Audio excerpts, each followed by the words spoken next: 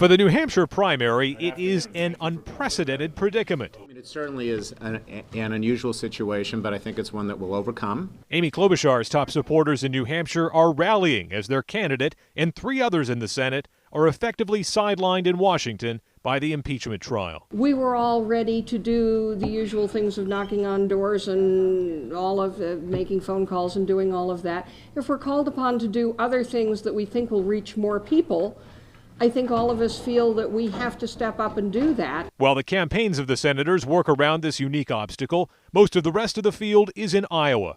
With just 2 weeks until the caucus, Joe Biden, Pete Buttigieg, John Delaney, Tom Steyer, and Andrew Yang are on the trail in the Hawkeye State. Just 2 major candidates are breaking from the pack in terms of location.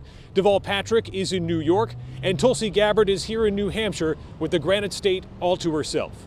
Gabbard says meeting people in person is key, with so many likely Democratic primary voters still making up their minds. You know, what I found is most people here in New Hampshire and in other parts of the country still have not decided who they want to vote for.